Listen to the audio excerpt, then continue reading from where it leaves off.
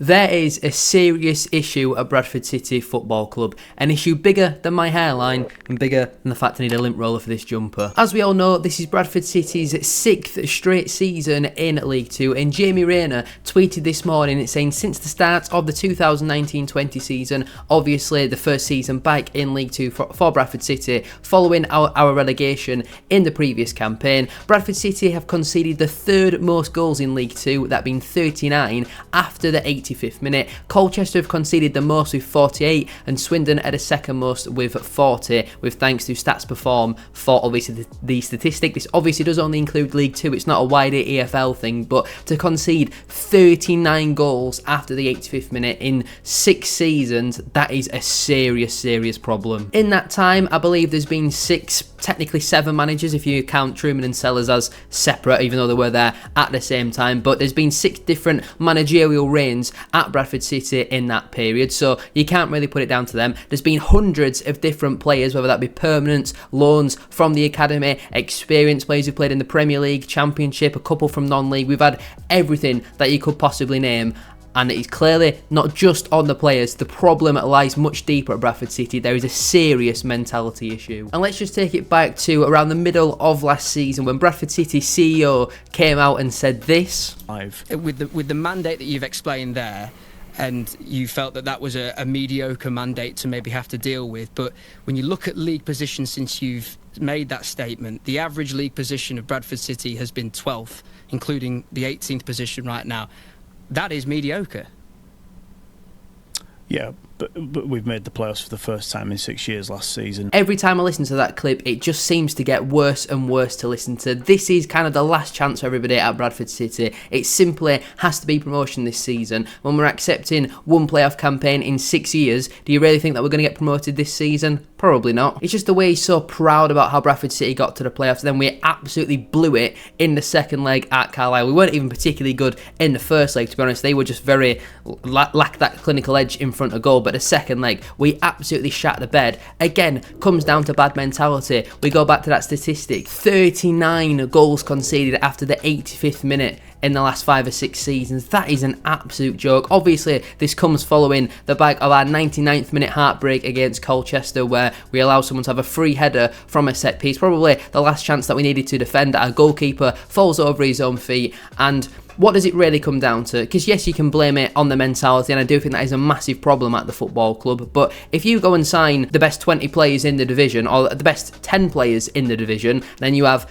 5 or 6 squad fillers and then a few academy products, you're definitely going to get promoted because you'll be 5-0 up before you throw any goals away in the 85th minute or onwards. But no, we're always throwing a squad together in the summer where there's not really too many stands out. You look at our last 2 at summer transfer windows, they've not been particularly good. On paper, we've made 2, maybe 3 maximum good signings on paper, that being Alex Patterson at the beginning of the 23-24 season and Anthony Sarcevic in the summer just gone by. The rest of them, you wouldn't say on paper in terms of permanent signings have got any real proven pedigree, and obviously both Patterson and Sarcevic haven't exactly hit the ground running, and they've both been largely injured throughout their time at Bradford City. And we even go back to the chat that David Sharp had with Jamie Rayner in the summer. I'm not going to go back and listen through the full 36 minutes, but I remember when David Sharp was appointed, I was delighted with that news, to be honest with you. Obviously, he's come in as head of football operations, I believe, at Bradford City, and we heard from him in the summer basically saying, Jamie Rayner, I think, posed the question about it doesn't look like there'd been significant investment in the summer, like what we were promised from Stefan Rupp, but there clearly was no significant investment. Again, we've come away from that with major profits, the Harry Lewis money in January, the Jake Young money in the summer. What's the odds that we have another Curtis Guthrie moment in January? But in this interview, David Sharp said, don't judge us on August or September, judge us in May. But are we going to see May, to be honest with you? Because we saw how last season ended and the thousands of people who didn't renew their season tickets. If Bradford City are a League Two football club next season, they're going to struggle to sell 10,000. I think December is a very key month for Bradford City. We've got some really tough games in there. Crewe, Swindon, I think we play Port Vale, Notts County, Chesterfield. You know, it's a really tough month. And then even into January, we've got the likes of Barrow, Carlisle. There are no easy games in this division, but our December certainly does look really tough. I don't know if I mentioned mentioned Notts County as well. We've got them just before Christmas. You look at where we are in the table and our recent run of results, that December month is really concerning. Wherever we are come the end of December, I think we'll be very telling as to where we'll finish at the end of the last campaign. I meant to say this campaign, but I'm getting so frustrated. Even talking about Bradford City, I'm starting to mix my words up. We are now 4 league games without a win, at 2 points picked up out of our last possible 12, and we're still sat in 8th place in the division. The only real game that was tough in them last 4 matches was Doncaster, you would say. Even at home though, we should be expecting to be beating Doncaster, and they definitely deserve to win. They were the better side across the full 90 minutes, but the other 3 matches, drawing away at Cheltenham, losing away at Fleetwood, drawing away at Colchester, that's simply not good enough. That is a major mentality issue. When you look at the games, against Cheltenham we didn't start playing until the second half, against Doncaster we didn't really start playing whatsoever, against Fleetwood didn't start playing until the second half. It's been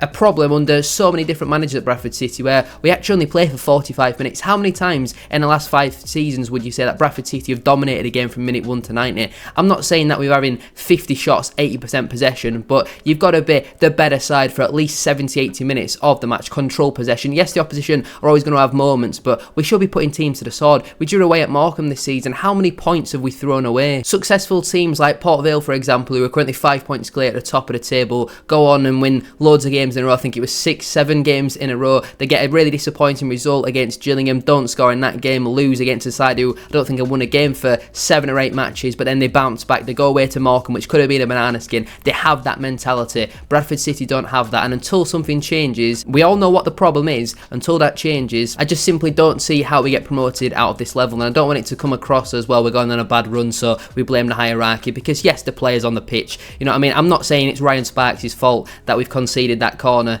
in the last second when we didn't need to, and we've conceded then from that following corner, but you look at the stat that Jamie Rayner tweeted, 39 goals conceded after the 85th minute. Again, some of these were before Ryan Sparks' time at the football club, but they were certainly goals that we conceded while Stefan Rupp was at this football club. We all know he is the biggest problem that there is. I would have loved to have gone through Stefan Rupp's letter that he published to the fans back in March, but if you try and read it, you get this wonderful message. So we can't do that, unfortunately. I think it's because the club changed websites, but even if you Google Stefan Rupp open letter, nothing comes up, so there's not really a lot that we can do, in all honesty.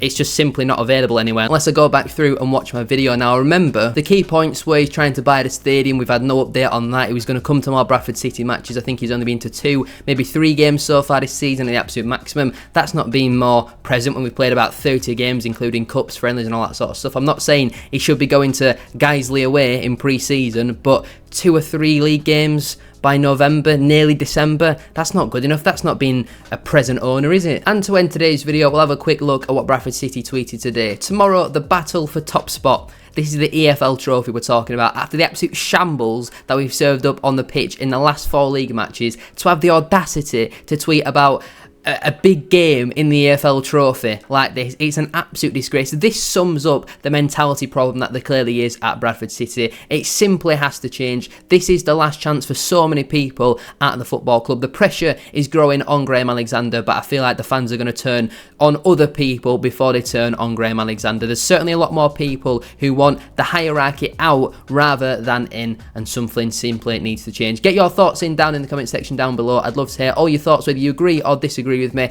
As always, it is an open comment section. You can comment whatever you like. You're not going to get censored or blocked for having an opinion, even if you disagree, because I do like to hear everybody's opinion. I know that not everyone will agree. No one might agree, but that's just the fun, I guess, of football, isn't it? It's all about opinions. Let me know your thoughts though in the comment section. Make sure to like and subscribe. I'll see you very soon for another one.